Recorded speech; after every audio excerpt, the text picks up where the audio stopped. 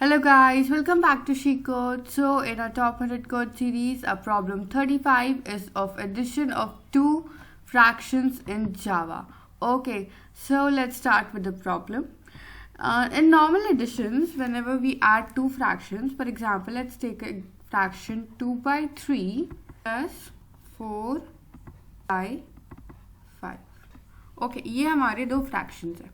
ठीक है, हम जब नॉर्मल पेन पेपर पे से सॉल्व करते हैं तो हम क्या चेक करते हैं, पहले चेक करते हैं इनका डिनोमिनेटर देखते हैं. अगर डिनोमिनेटर हमारा सेम है तो हम डायरेक्टली न्यूमरेटर को ऐड करके और सेम डिनोमिनेटर रखते हैं. बट जब हमारा डिनोमिनेटर सेम नहीं होता है तो हम क्या कर देते हैं, फटाफट से क्रॉस मल्टीप्लाई करके एक सिंप्लीफाइड फ्रैक्शन में उसको ले आते हैं. जैसे यहाँ पर जो हमारा डिनोमिनेटर है वो सेम नहीं है. ठीक है, दोनों डिनोमिनेटर्स अलग है तो यहाँ पे नंबर छोटा है तो हम क्या करते हैं, क्रॉस मल्टीप्लाई कर देते हैं.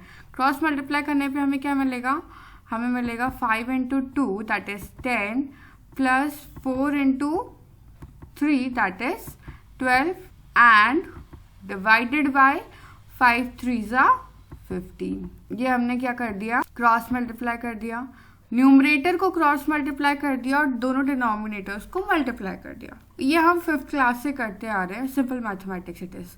एंड द सिंप्लीफाइड अगर हम दोनों को ऐड कर देंगे तो हमें क्या मिलेगा, 22 डिवाइडेड बाय 15. ये हमें क्लियरली दिख रहा है कि ये फर्दर डिवाइड नहीं हो सकता और डिवाइड भी होगा तो हमें जो आंसर मिलेगा वो डेसिमल्स में मिलेगा. ठीक है, इनका कोई कॉमन डिवाइजर नहीं है, कैंसिल आउट होकर हमें एक होल नंबर नहीं देंगे, हमें कोई डेसिमल पॉइंट में आंसर मिल जाए. ये हमारा simple addition of two fractions.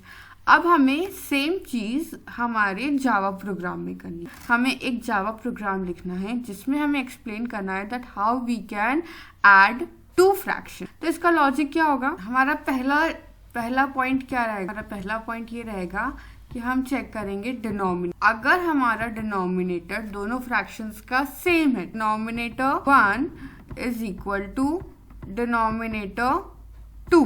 जब हमारा डिनोमिनेटर 1 और डिनोमिनेटर 2 इक्वल होंगे तो हम डायरेक्टली जो हमारा न्यूमरेटर होगा डायरेक्टली दोनों न्यूमरेटर्स को ऐड कर देंगे विदाउट एनी सेकंड थॉट. अब सेकंड कंडीशन ये आती है कि हमारे जो डिनोमिनेटर्स हैं वो इक्वल नहीं है. अब अगर डिनोमिनेटर्स इक्वल नहीं है तो हम क्या कर देते हैं, हम कर देते हैं क्रॉस मल्टी. ठीक है, क्रॉस मल्टीप्लीकेशन या फिर हम एलसीएम निकाल के दोनों को ऐड कर देते हैं. क्रॉस मल्टीप्लीकेशन के बाद थर्ड चीज ये आएगी कि हमारा जो भी हमें फ्रैक्शन मिला है, सपोज हमें a बाई बी कोई फ्रैक्शन मिला after doing the cross multiplication and adding both the fraction. जैसे हमने यहाँ पे किया, हमने क्रॉस मल्टीप्लीकेशन कर दिया, उसके बाद हमें ये फ्रैक्शन मिला तो हमें कोई a बाई बी फ्रैक्शन मिलेगा. अब हमारी नेक्स्ट स्टेप जो होगी प्रोग्राम में नेक्स्ट स्टेप क्या होगी, इसको सिंप्लीफाई करना. ये यूजुअली हम पेन पेपर पे भी करते हैं. हम क्या करते हैं, हमारा जो क्रॉस मल्टीप्लिकेशन हो जाता है उसके बाद हम हमारा जो भी फ्रैक्शन मिलता है, सपोज यहाँ पे हमें मिलता 12/2, डन. 12/2 हमें मिलता, हमने कोई दो फ्रैक्शंस ऐड करा, क्रॉस मल्टीप्लाई किया, व्हाटएवर, हमें 12/2 एज एन रिजल्टेंट फ्रैक्शन मिलता. तो हम क्या करते हैं, हम इस दोनों को कट करके हमारा 6 आंसर आ जाता. सपोज 3/9 करते हैं तो हमें क्या मिलता, 1/3 मिलता. हम इन दोनों को कट कर देते और हमें क्या मिलता, 1/3. हमने क्या करा, इसको सिंप्लीफाई किया. यहाँ हमें साफ साफ दिख रहा है कि ये सिंप्लीफाई नहीं होगा, लेकिन अगर हमें इसके अलावा कोई और फ्रैक्शन मिलता है जो आगे सिंप्लीफाई हो सकता है तो कैंसिल आउट करके सिंप्लीफाई करते.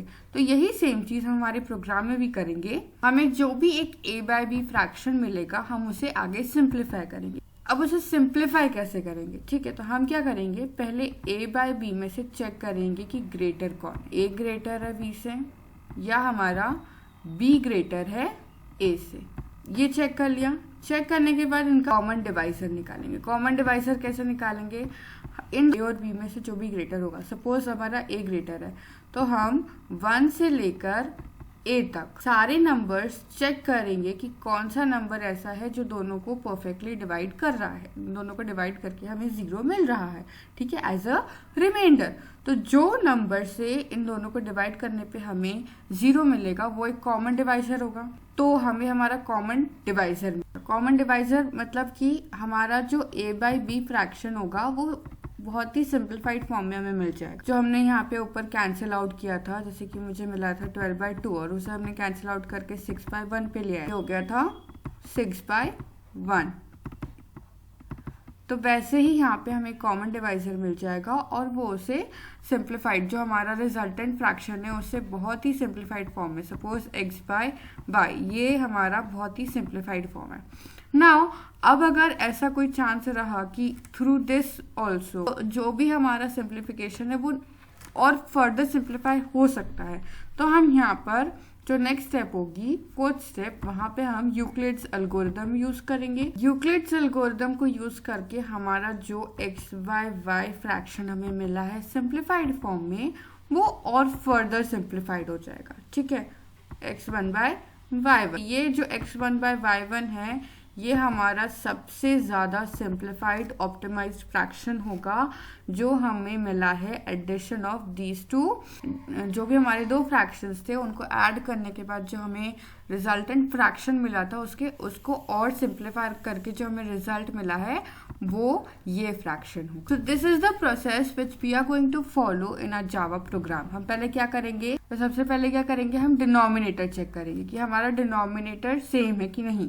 अगर डिनोमिनेटर इक्वल है, सेम है, तो हम डायरेक्टली उस नंबर को, जो हमारा न्यूमरेटर है, दोनों न्यूमरेटर्स को ऐड कर देंगे। ठीक है, हमें हमारा फ्रैक्शन मिल जाएगा और हम नेक्स्ट स्टेप पे पहुंच जाएंगे।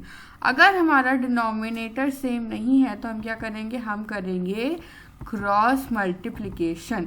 ठीक है, क्रॉस मल्टीप्लिकेशन करने के बाद हमें हमारा जो फाइनल रिजल्ट है वो मिल जाएगा। रिजल्टेंट फ्रैक्शन जो है, दोनों फ्रैक्शंस को ऐड करने के बाद जो रिजल्टेंट सम है वो मिल जाएगा।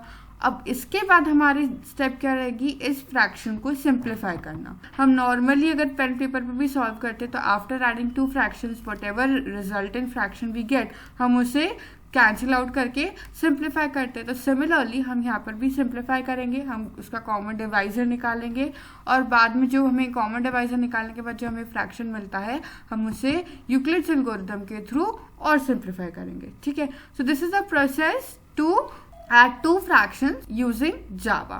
ठीक है, let's start with the program. यहाँ पे हम क्या लेंगे, हम न्यूमरेटर और डिनोमिनेटर का इनपुट लेंगे यूजर से। I am using our scanner class. Here num1 is our numerator 1, denominator 1 is represented as den1, numerator 2 and denominator 2। ये हमने यूजर से इनपुट लिया। फिर उसके बाद we will initialize our final numerator, a final denominator and another variable x, जो कि हम आगे देखेंगे कहाँ यूज होने वाला है। Done.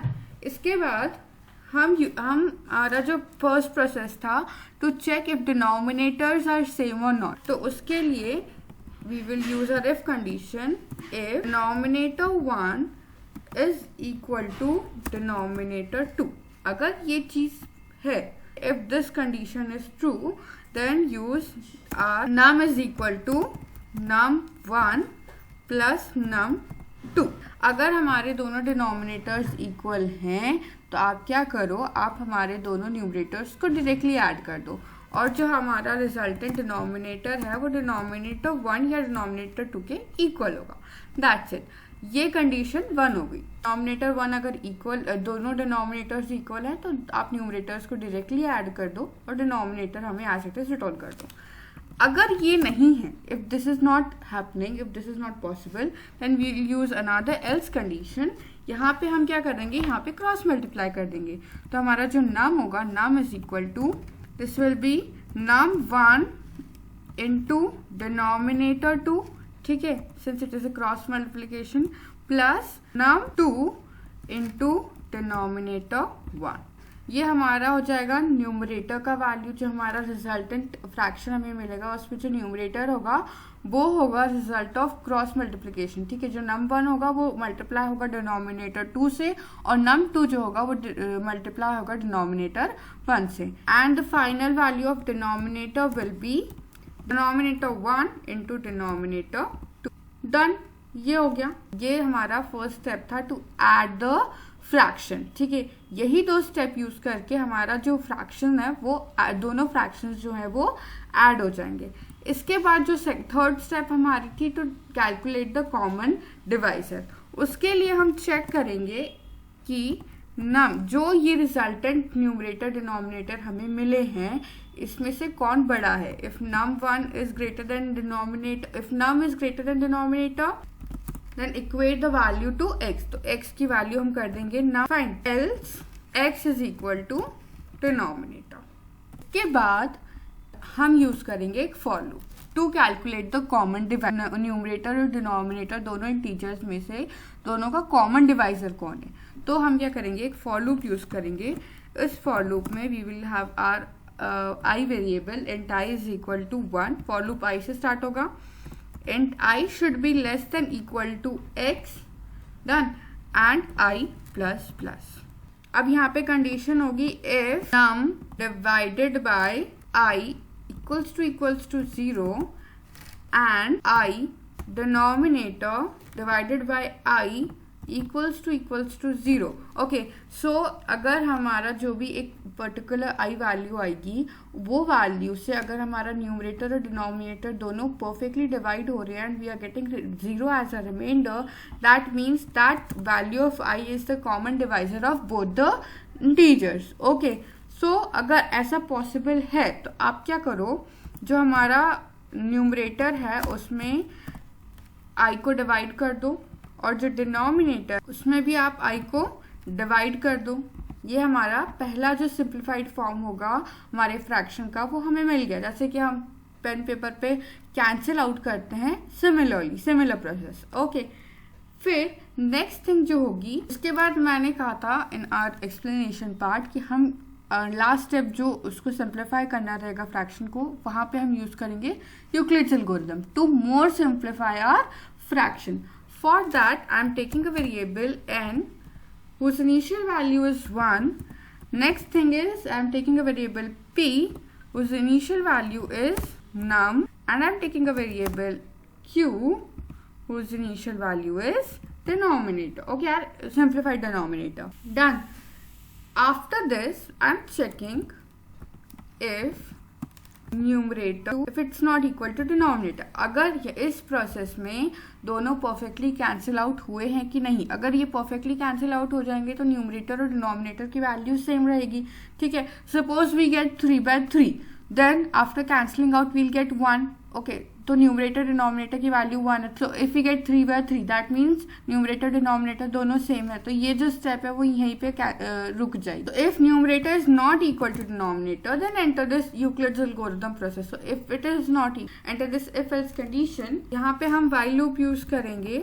While n is not equal to 0 then n is equal to numerator divided by denominator. Further divide करेंगे और यहाँ पर अगर वापस से हमारा जो n की वैल्यू है वो 0 नहीं हो रही है, if n is not equal to 0, swap the values मतलब जो हमारा न्यूमरेटर होगा it will be equal to denominator and denominator will be equal to the value of n. ठीक है, इस तरीके से n की वैल्यू चेंज होगी. जब तक n की वैल्यू 0 नहीं हो जाती तब तक ये इफ कंडीशन चलेगी. ठीक है, so through this if condition you will get a simplified value of numerator and denominator.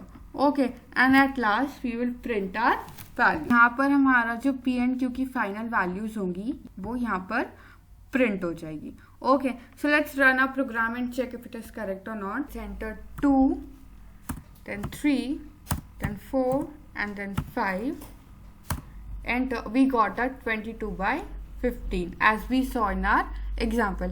Let's again take another example. Suppose let's start with 5/20, then 10/20. We got 3/4. So this was a program for adding two fractions using Java. This is how you do it. Do practice the same question and let me know in comment section if this tutorial helped you somewhere. Share it with your friends. Thank you. Bye bye. Happy coding.